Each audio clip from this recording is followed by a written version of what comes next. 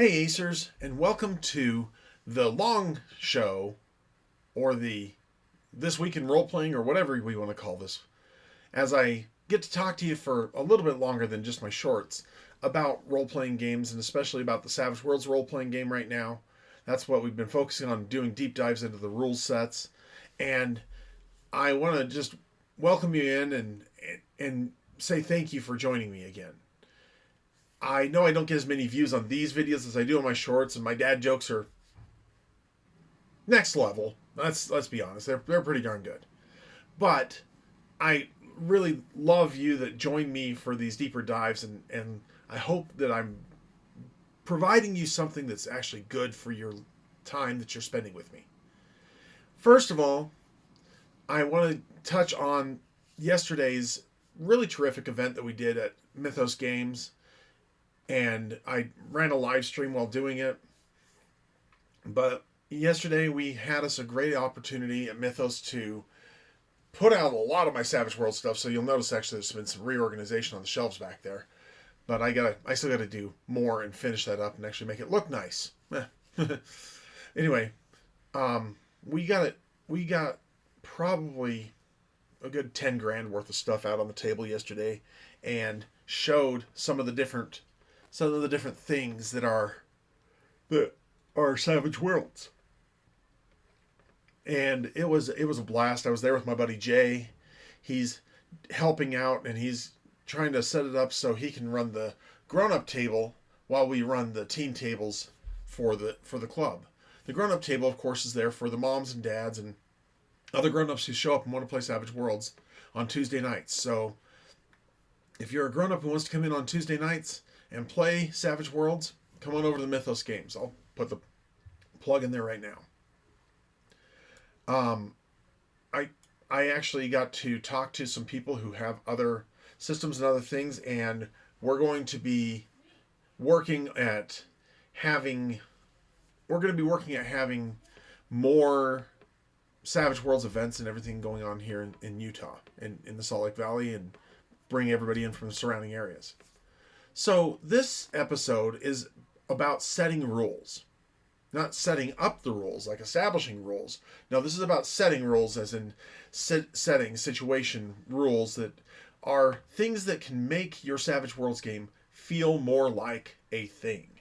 And this is really where Savage Worlds, in my opinion, excels at being able to do all sorts of things. Because a lot of the problems people get when they convert like a D&D character to a non-D&D system is they try and do stat for stat the same thing. Or when they try and convert a D&D setting into a non-D&D setting, like something for Savage Worlds, a lot of people will try and get stat for stat the same thing. But you don't want to copy the stats. You want to copy the feeling. And the feeling is obtained with setting rules. So let me just read the direct quote here from the book. I'm quoting from the Savage Worlds core rulebook. And in the section about setting rules, it says when to use these rules. Setting rules accommodate different playstyles and help emulate genres or tropes of established settings, like those of a book or movie that's inspired you. This lets you easily tweak the rules to make a gritty crime drama more bloody, or an adventurous space romp more fun, all without changing the core of the game. And the basics are that each setting rule is different. Some apply during character creation, while others tweak combat skills or even Benny use in some way. There is it's not exactly a setting rule per se, but it is something. Well, actually, yeah, it is a setting rule. So this is where these begin. The first one is Born a Hero, and that allows you to ignore rank restrictions on any edge. Admittedly, one of the ones I know a lot of people like to go for is Sidekick, so that way they can have a sidekick right out of the gate and have basically an extra pair of hands in the fight. Conviction. Again, I'll quote from the book here. Conviction is a special award granted to a character or when a character experiences a great victory or catastrophic misfortune. If possible, use a themed token to note the award. Maybe and those are kind of things. But conviction bennies can be spent to add d6 to all characters' trait and damage rolls until the beginning of their next turn. It's kind of like a wild card only, or like a joker only better. This die can ace, and its result is added to the final total. So, whatever the triumphs or tragedies are, it's something that's personal to the character. They have to overcome something significant to make it a triumph, and a tragedy should be like a close brother or an allied extra or someone dying or something really going wrong to get that conviction Benny. Losing a close friend or loved one, including a party member he was close to, losing an important job, giving harmful character flaws and vices. Like one of the examples I can give is from a book called LA Confidential. There's a point where a guy that's kind of been right here on the side of good, but he was a narcotics cop, and he gives back into his drug habit again. And that to me is a good example of a Benny. And conviction Bennies for harmful behavior is a motivation for players to spotlight their character's dark side, and it's not an endorsement or rationalization of poor conduct in the real world. So if they give into their rage or whatever. Another setting rule that you could access is creative combat. And it's when you do a test, a successful test works as usual, but the wildcard character succeeds with a raise while in combat. If they succeed with a raise while in combat, their foe is not automatically shaken, but they roll on the creative combat table instead. So it can be something like a second win, inspiration, double whammy, shaken, 6 and 8 result, and you're rolling 2d6 and adding them together. So 6 to 8, that's pretty common. Setback, an insight, or seize the moment. After the hero resolves the turn, they get another turn. That's pretty cool stuff. My favorite setting rule is this next one. Dumb luck. Dumb luck, in my opinion, is the absolute best setting rule. It really does allow you to Bill Murray your games, and that's the phrase that I've heard. Of course, that means like the way that Bill Murray in a lot of his characters just seems to fall over or scrape something or fall forward and his hand hits the stop button on the launch of the missile or something like that. Dumb luck is, in my opinion, so much fun. Basically, if you're playing with that and a character gets a critical failure, they can roll again, and if they succeed, then by dumb luck, even though they fall on their face, like I said, their hand reaches out, slaps the cancel launch button on the missile, and they can actually move on with the story, and the successful thing still happened. And it is so funny. Dynamic backlash, I think, is important when you're using certain power sets, like psionics. Psionics gives a great place for dynamic backlash, but so does magic and other things like that. And I do like there being consequences to magic. That's one of the things that a lot of times people don't think about, is that when you have magic in a system or magic in a game, there can be consequences that are or costs to using that magic. But dynamic backlash is possibly one of those. You could suffer a catastrophe, a backfire, short circuit, stun, overload, fatigue, or overcharge. And that's a really cool rule, and it's often in a lot of settings. Fanatics. This one's great for pulp style games. And basically the henchmen, they jump in front of the boss just as when a wildcard enemy character is hit by a successful attack and the GM thinks it's appropriate, one of the henchmen, goons, or other allies jumps in front of his master and takes the attack instead. But they have to be around, so play your henchmen wise. You can have fast healing, where you get to roll every 24 hours to recover instead of every 5 days. You could have gritty damage. So when a wild card takes a wound, roll on the injury table and apply the results immediately, but roll only once per incident, regardless of how many wounds are actually caused. Hero who takes a wound from an attack, for example, rolls once on the injury table. And those injuries are sustained before things are put in place. So it's a pretty. And yes, if your character is already shaken, or you have a character that's already shaken, if they take a second injury and would receive a second shaken result and would receive a wound, they also roll on but they do not roll on the injury table. So that's the difference there.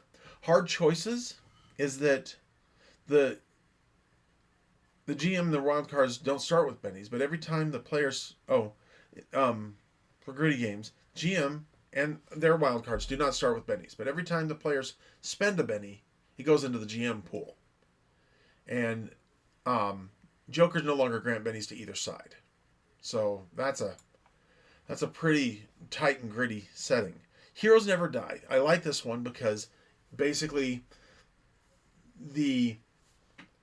even if the wild cards die, they get to come back in at a later time at a plot appropriate point. Villains, of course, if they never die, they get to come and live to fight another day. High adventure characters can spend a penny to gain the one-time use of a combat edge. More skill points. Especially in higher tech places, you'll start with 15 skill points. I use this one a lot. Especially like Deadlands, Lost Colony, things like that. That's where I use it. Multiple languages. If you have, basically, if there are multiple languages and it's important, like for a Cold War spy thriller or something like that, everybody can have, all players basically get the linguist edge for free and ignore its usual requirements, and they get to know a number of languages equal to their smarts instead of half their smarts.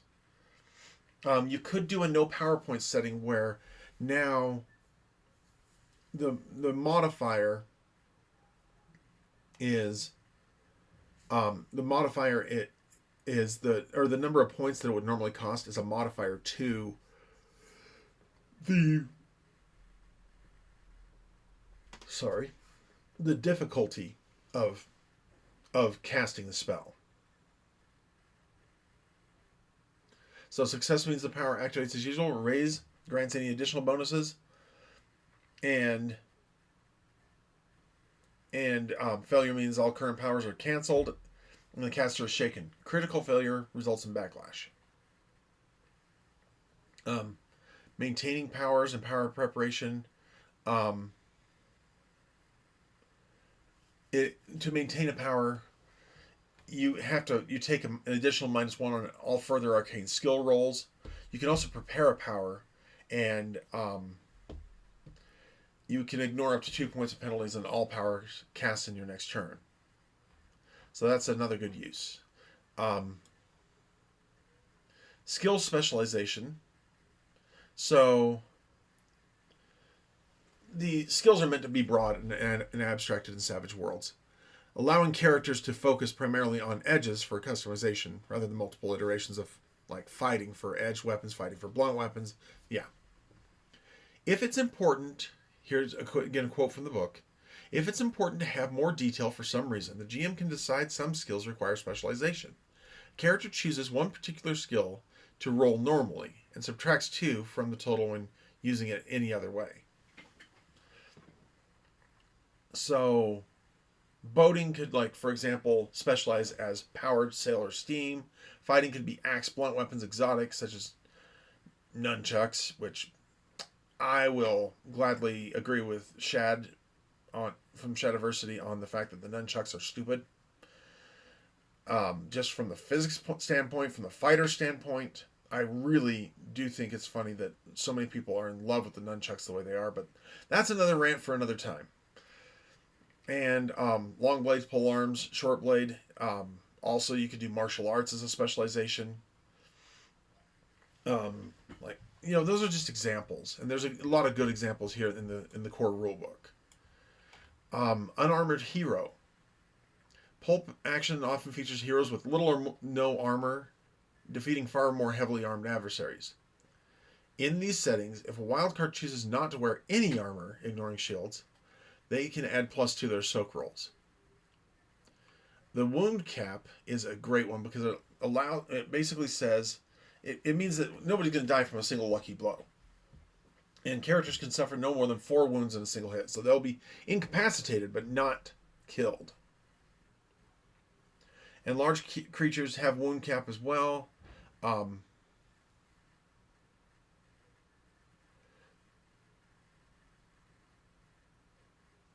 Okay, so let's see. More than 4 wounds in a single hit, and therefore never have to soak more than 4 wounds. That's the soaking. It reduces the soaking. That's the main thing it does. So the final page of this section is a checklist, essentially, of what wounds or not wounds, what setting rules you're going to include in your setting, and you can change that around every time. You can experiment with your settings. Now that is really actually it's a rather short list, but it's also gives you an idea that there are other setting rules that you can apply. And that might be changing the name of a skill, like they did in Dust Bunnies, from my friends at Doghouse Rules. Dust Bunnies changed the name of healing to hugs. And that's part of the reason why it's one of my favorite settings. It is so stinking cute. And I should really do a full deep dive setting review or not review, but just talk about what about Dust Bunnies really tickles. And and it also has Heroes Never Die. So that even if your Dust Bunny gets sucked up by the vacuum, they can still come right back. So I hope these aren't too dry. I hope that I'm giving some good examples, and I hope that my delivery is getting better and more engaging. And I promise that once I get reemployed, I'm going to save up and put aside some money and get $40 and get me a good camera to put on my computer here so that I can start doing my videos on that. Anyway, that's all I have for you guys today. Just remember, I love you. You're amazing. And the world is a better place because you're in it. Don't give up. And I hope to see you at my table.